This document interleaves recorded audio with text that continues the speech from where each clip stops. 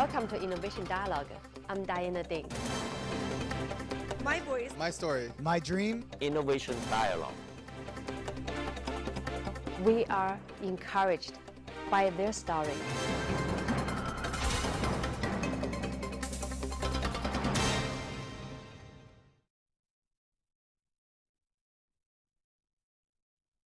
Welcome to Ding TV. We are Silicon Valley Innovation Channel, content and connection for entrepreneurs and investors. So here with me is gentleman Doug Rinert, and he's the co-founder of Tandem Capital, right? That's so Doug, right. You're going to tell us something about this capital and also about yourself? Sure, Diana. So I founded Tandem Capital about 10 years ago. We're a seed fund and now a studio focused on investing and growing technology startups. We focus on startups that have some sort of innovation and how they go to market. Some of them are hardware companies, some are software companies. We do both B2B as well as consumer businesses. We're on our third fund right now. It's a $100 million fund. We've evolved over the years. We started kind of our life as a pre-seed fund. We invested very early. We had almost an accelerator-like element to our program. But over the last couple of years, we've migrated further downstream. Now we just consider ourselves a full-fledged seed fund. We invest a little later in the life cycle of startups and actually invest oftentimes after a startup has already taken some angel funding or some pre-seed funding or gone through an accelerator or an incubator.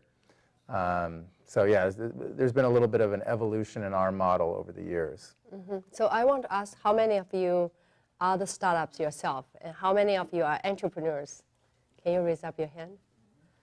Wow. Okay, most of them. So you probably experienced many of the difficulties when you raise fund. And so Doug is going to tell you, share his experience. So today we're going to share with the pitfalls of the early startup, early stage funding raising. So actually, each company has their purpose. So when you started your company, and what brought you to this industry, and why you're doing what you're doing? Yeah, I had been an entrepreneur myself, had started and sold a company, and I was going to go do another business, and then kind of in the end decided instead of building one business, I would actually create a vehicle that could help many businesses, and that was Tandem in the end. In a lot of ways it was a startup itself at the beginning, and our kind of mission was to help founders kind of when and how they needed it most, both with funding as well as with kind of hands-on input. So we've always been, I would say, an active, kind of involved investor. For better or for worse, we certainly will write checks and provide funds to our startups, but we get pretty actively involved. Less involved now than in our early days. In the early days, we were investing in companies that usually had just 2 or 3 people, very early prototype of a product, and we'd work with them to find product market fit, basically.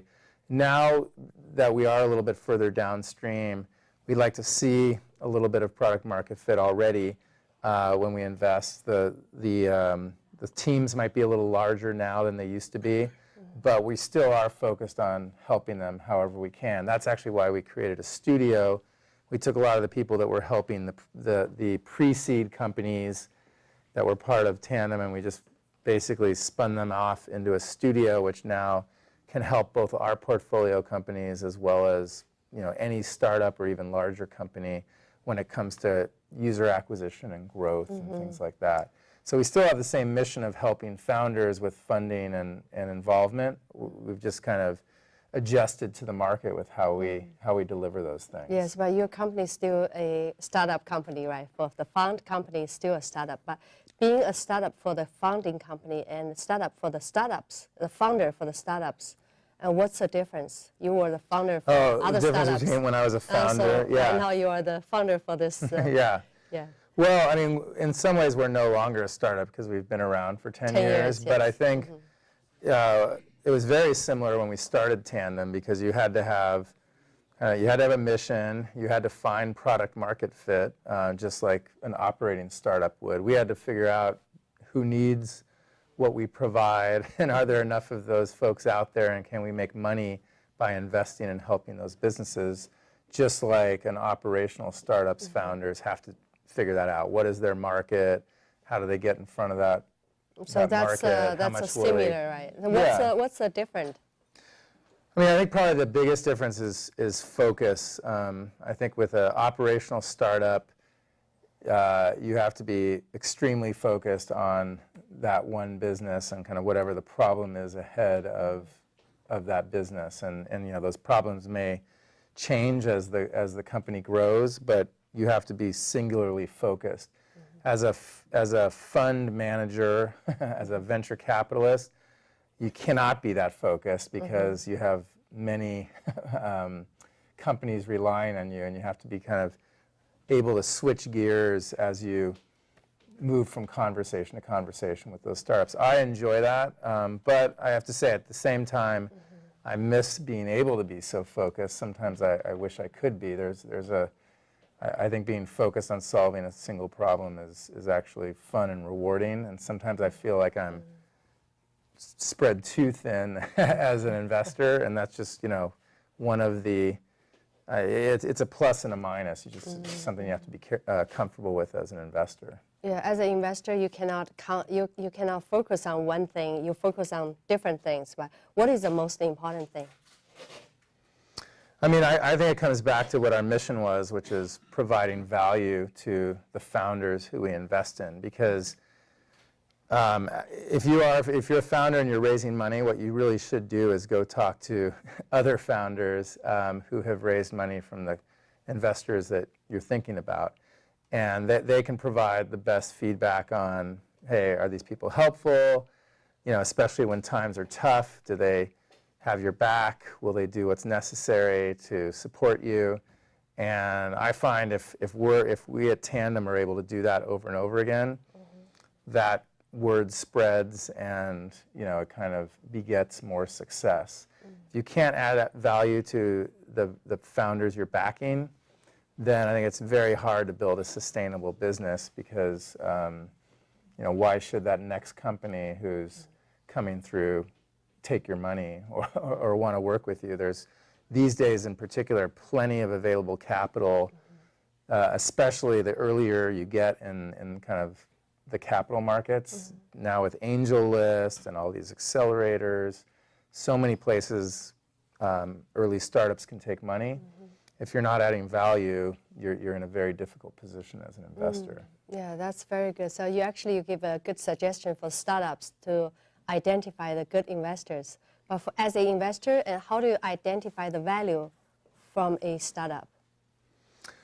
Yeah, well, that's the trick. I mean, it's in our old life where we were kind of a pre-seed investor and almost an accelerator. That was very, very difficult because you just didn't have much information to go on. Sometimes the teams had only been together for a matter of a few months. There you're kind of using your gut and your instinct and looking at the backgrounds of the team to figure out what they know and how you think they will operate in a new business. And of course, you want to see a large market opportunity and have a thesis on why this particular company can crack that market. There's always incumbents, there's always competition, so there has to be some reason why a new player can emerge and take over a market. Now that we're a little later in the ecosystem, we actually look for early metrics. You know, we'd like the product to already be out in the market. It doesn't necessarily mean that it's growing incredibly fast yet, but we want to see customers using it. We want to see customers who love the product or the service. And then, of course, we want to see a great team, but being a little later in the cycle, we have more to evaluate on that team. Did they get this product into the market. Is it a great product that the customers love? So I think in that sense, our jobs become a little bit easier as a slightly later stage investor, but there's different challenges now. Now we have to find these companies at the exact right time before they're growing too fast, at which point they kind of leap over us. They'll go get a Series A investor, and we're kind of out of the game. And of course, we want to, if we come in too early, then we're taking too much risk. So for us now, the trick is finding those companies just when that evidence is emerging, those early stage metrics are becoming available. You can see that maybe for the first time, customers are loving the product. It's maybe just starting to grow ever so slightly. The economics are starting to become clear and hopefully are positive. So that's kind of the formula now that we're just a traditional seed investor. Yeah, I believe you've been talking to thousands of startups, right, for all these years, yeah. So Absolutely, what are the common mistakes they will make? Yeah, well, I mean, many mistakes that I think we've all made over the years. But one thing I would say, kind of going back to the topic you mentioned of pitfalls of early stage funding or kind of early stage programs even, I see a lot of focus, in these accelerators and these programs on just getting growth, right away. And then, in these cases where there's a demo day, okay, by the time you're in the demo day in 8 weeks or 10 weeks or 12 weeks, you want to show this like hockey stick growth. I think that can be a mistake because if the product is not working like it should, the customers don't love it, that growth can be a fake one, right? Yeah, it can basically be illusory, and you'll lose those customers or those users before you know it, because the product didn't really have enough foundation to begin with. So we're much more focused, for instance, on again, the customer engagement, the customer retention. Are they sticking around? What's the net promoter score? How much do these customers love it? And we feel like if you're a B2B business, you may have only 1 or 2 customers, but if you're checking all the boxes on those customers, we can get pretty comfortable that you'll find many more. If you're a consumer product or service, you may only have several hundred or several thousand customers. But again, if they love it and they're sticking around, we can get comfortable usually that you can get into the hundreds of thousands and millions and tens of millions or whatever it takes. If somebody just comes in and says, oh, look how fast we're growing, but there's kind of nothing behind that, that usually is a little bit of a red flag for us. Now, of course, we do also love to see growth, but sometimes I just think it's pursued too early, too early in the equation. Yeah, many of the startups, actually, they have a choice to go to an incubator or accelerator. And what do you say about this? Yeah, I mean, it really depends on what the needs are of the startup, and just like I was mentioning for investors, what can that particular accelerator or incubator provide in terms of value? I mean, one thing that I think is very important is it's really just an early step in the journey, right? It's not kind of, even if it's Y Combinator, one of these top accelerators, it's not it's not an end. It's just kind of an early means to hopefully a great outcome eventually. But I saw some statistic that even with Y Combinator, which I think is probably the top accelerator in the world, something like half of those companies are dead within some number of months. So, hey, that's still great numbers So why are they for dead? Y Combinator. What's the reason? Well, I think it's just very, very difficult to build a great business. I mean, to find product market fit, to outwit the competition, to come up with something that's differentiated and sustainable. It's very, very challenging. So, Y Combinator is just one organization, one program. They're now doing, 100 and something companies a year. Nobody's going to have a perfect track record. I think they're there just to give great founders a chance to succeed, but the mathematics just say that most of those founders are not going to succeed at the end of the day, and that's something we all kind of realize going in. So what are the challenges you are facing in the model in your industry? You see the change of the trend? Yeah, I mean, there's always challenges, right? I think one thing is there are only going to be so many huge businesses, billion-dollar plus businesses created every year. So as an investor, you have to try to find your fair share of those businesses. I think another way to deal with that is to, even if you don't have a company get to X billion dollars as an investor, if it can be, if you can kind of minimize your losses and even have like minor wins along the way, that can work also. So sometimes with Tandem, we'll have a great outcome that didn't quite get to the unicorn level, but we'll have companies that in 2 years sold their business for $100 or $200 million. It can still be a very good return on capital. What it also does, I think, for these founders is it gives them even more kind of flexibility and room to try something big next time. If some of these founders, if they make a few $1 million or tens of millions of dollars, they typically don't just say, okay, I'm done. They get the bug, they want to do more, but now they can fund it a little bit themselves before they go outside. They can take more chances. They can aim higher. They can take more risk. So that's a good thing as well. And for us, when we talk about helping founders, we view some of those outcomes where we put the founders in that position as a success. Maybe not quite as much as the $1 billion plus outcomes, but still a success. Can you give us 2 or 3 examples that in the past you invested some of the company and the founders you're really proud of? Sure. Yeah. One company I can talk about just because it's very easy, I can show it, is this company Tile. I have a Tile on my keys here. Probably many of you know about Tile. Some of you may not, but it's essentially... How many of you knows? Wow, see? Yeah, so it's a very simple concept. It's a device and a network of people who own these little devices to help us find our things and make sure we don't lose valuable items like our keys, wallets, purses, etc. When this team came into Tandem, it was in our kind of older, earlier model, but they were two guys with kind of a little prototype development board and a PowerPoint on around what they wanted to do.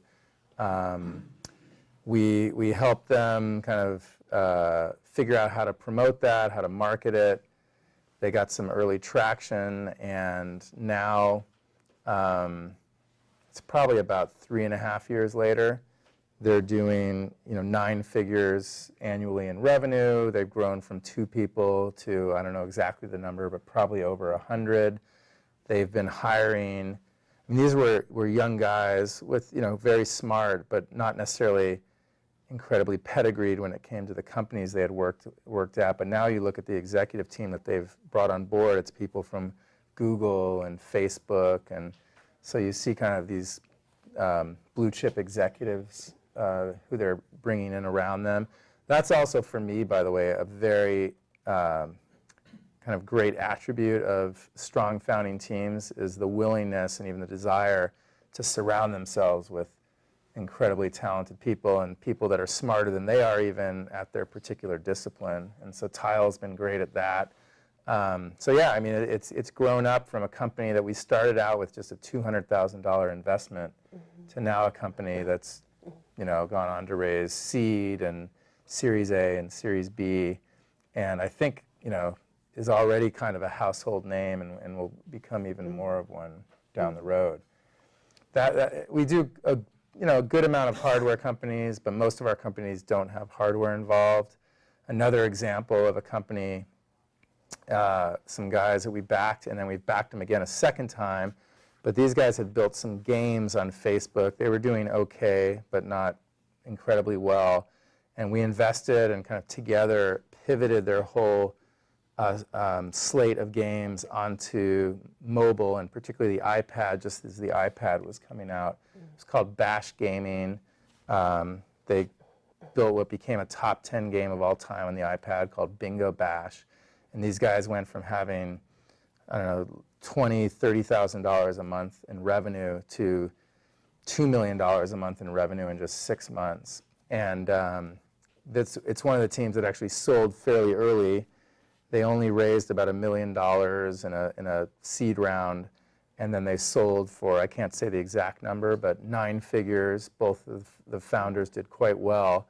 And now they're doing a virtual reality company that we've backed again. And they're, as I said earlier, kind of going for something even bigger. They invested some of their own money in that, and we're all trying to, in a way you could view it as build the Twitch for virtual reality, the kind of network where everybody will hopefully go and watch people play games, which is not my cup of tea exactly, but there are millions of people who like to do that.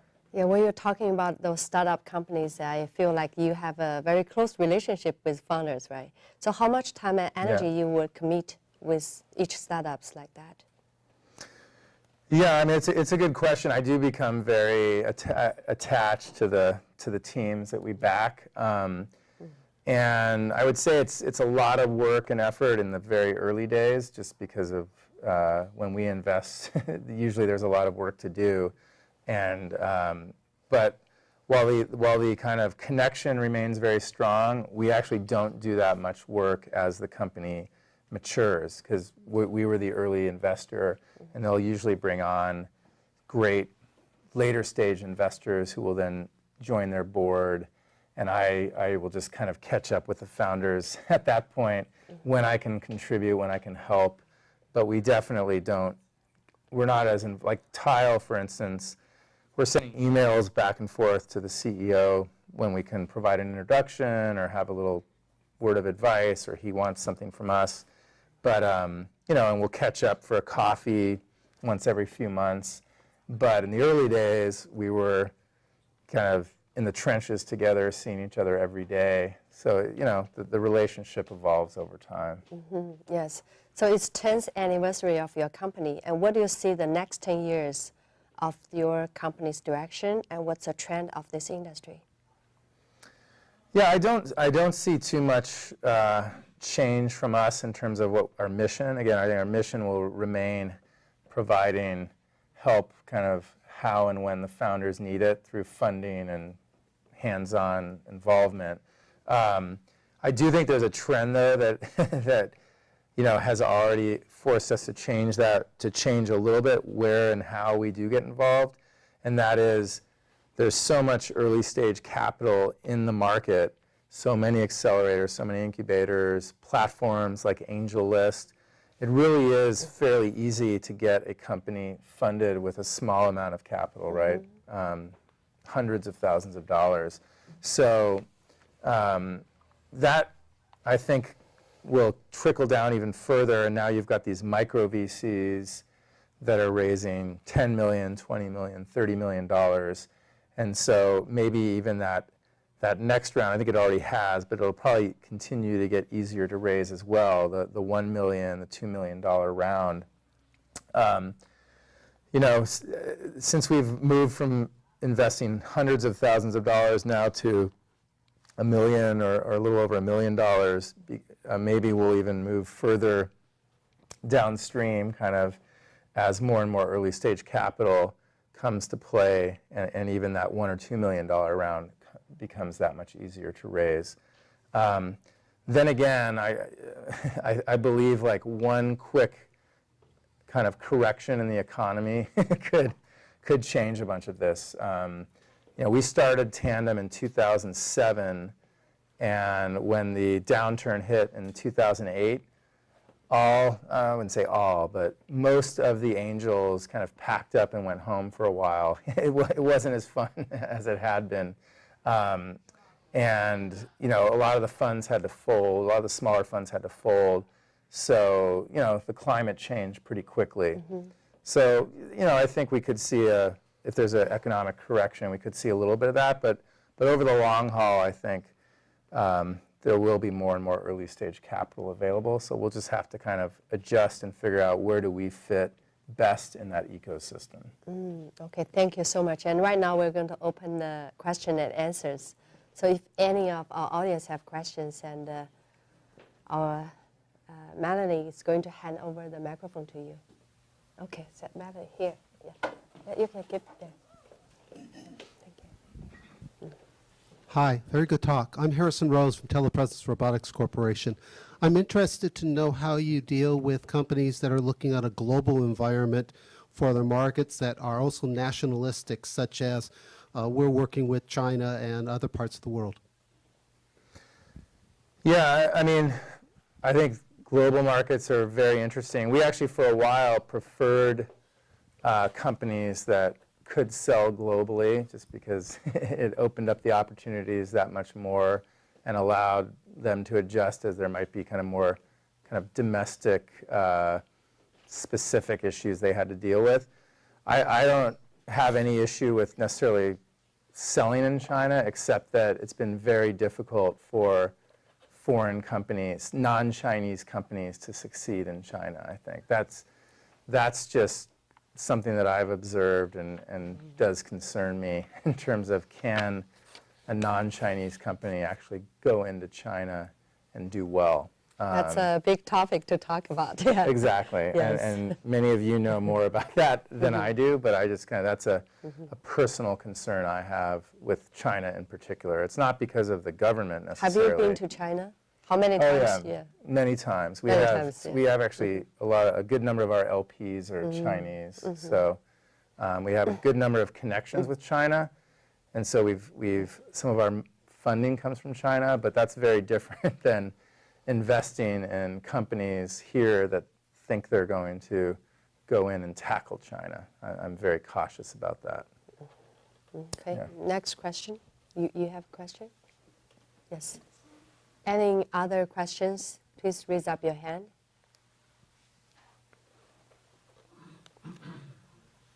Okay, over there. Can you hand over there? You mentioned that you are looking for early companies to fund up to $1 million, and they should have a few customers. So for hardware, it takes a little bit of resources to actually build these products and then go out to your customers. So how do you see them bridging that gap of having enough money to build these things? Yeah, that's a great question. So a couple of things. I still think there are ways to show demand in hardware before necessarily building the entire product and getting it to market. So on the consumer side, there are these pre-sales campaigns that we all know about now, whether they're through Kickstarter, Indiegogo, or just run independently. A company can show, I think, pretty effectively that there's demand in the market by, like Tile that I talked about earlier. They sold, I think, something like $2.5 million worth of tiles in 30 days through their own kind of independent campaign. And that gave them and some investors the confidence that, wow, when you actually do deliver these things in the market, there's going to be some consumers who want to buy them. And the B2B side of, you can't really use pre-sales, but I think you can get some number of customers to basically sign LOIs or whatever document you need to say, hey, this is a product we want, and if you deliver it to these specs, we will be one of the first customers. And some of our B2B hardware companies have even developed waiting lists with deposits from their enterprise customers, usually refundable deposits, but deposits that show a true willingness to purchase once the product's manufactured and shipped. And then the other point I would make is I think the actual manufacturing of many of these products has become faster and cheaper than it used to be, with ODMs and kind of fast prototyping available and things like that. But even that being said, hardware is still difficult, time-consuming, and expensive. So I think it's a good question, and the more you can prove to yourself that there's market demand and prove to others who hopefully will invest in you, the better off you are, because most founders can't afford to go through the whole hardware development cycle on their own without any indication of market demand. Okay, we're going to open another 2 questions here. Yes. Yeah. Okay.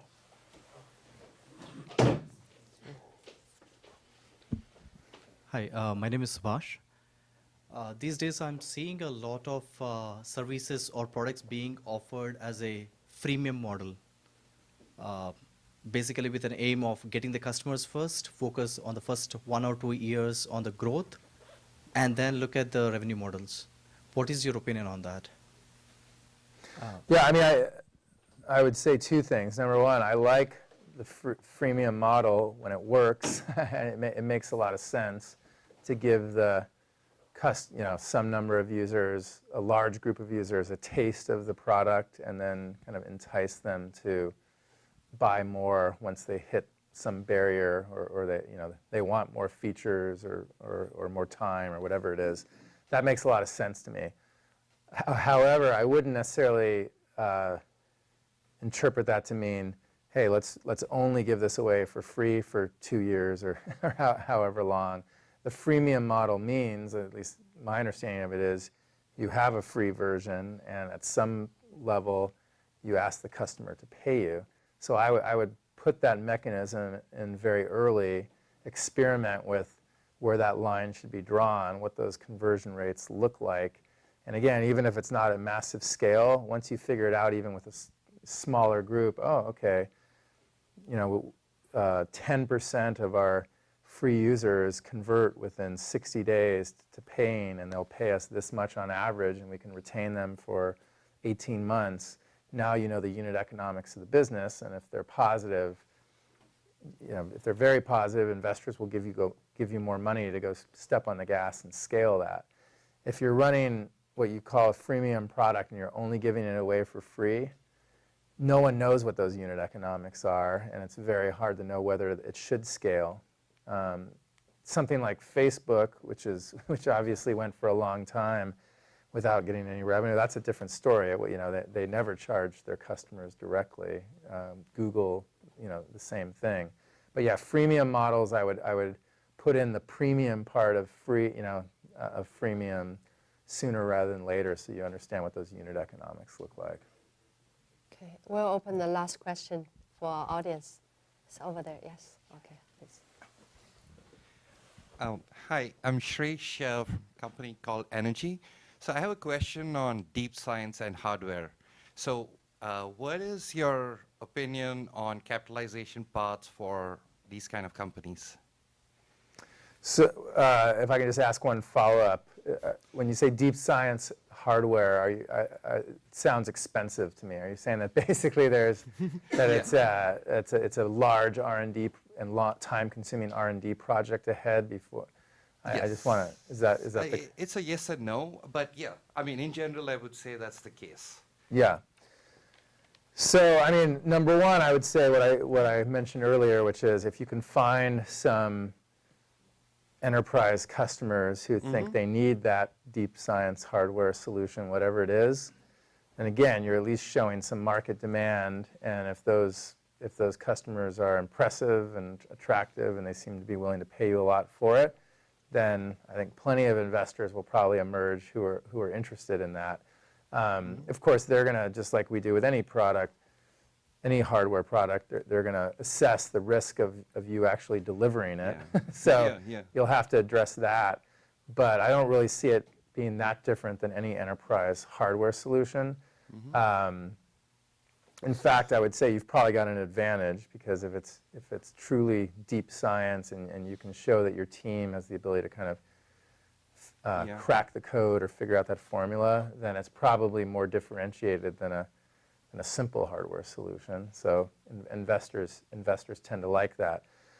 But if it's like a big R&D project without any kind of evidence of market demand, if that's what, because sometimes science can have a pejorative connotation, then I think it is going to be pretty hard to find private investors to do that, and it maybe is more appropriate to go get grants or foundation grants or government grants or things like that. And there's nothing wrong with that. I mean, there's a lot of grant money out there, and I've seen amazing products emerge from that part of the ecosystem, and sometimes they evolve over and then raise private funding later in their cycle. But if they needed 3 or 4 years to even get to the point where a customer would be interested, you know, it's not a bad way to go. So just one add on to this. So when you define R&D, is it like a year 2 is defined as R&D or year 2 to ship? I mean, I'm not defining it one way or the other. Again, I think if you have customers who will commit before you have the product available, you can take a while if they're willing to be patient, and you can still kind of show that the risk is low around non-delivery. But of course, investors would rather see something get to market sooner than later. So there are going to be limits to that. But yeah, I don't have any black and white rules for you or anything like that. Okay. That's so much for this section, and thank you everybody for being with us, and let's give our hands to Doug. Okay. Thank you very much. Thanks. Thank you, Diana. Thank you. Take Thank care. you.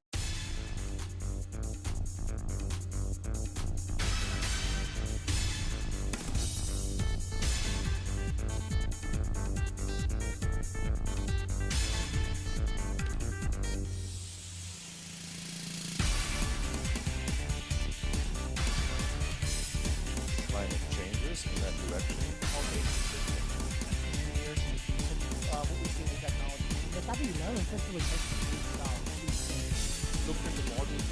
Based on who's presenting about this. Coming from the different what's coming to your Very unique. all the features that you Together we create.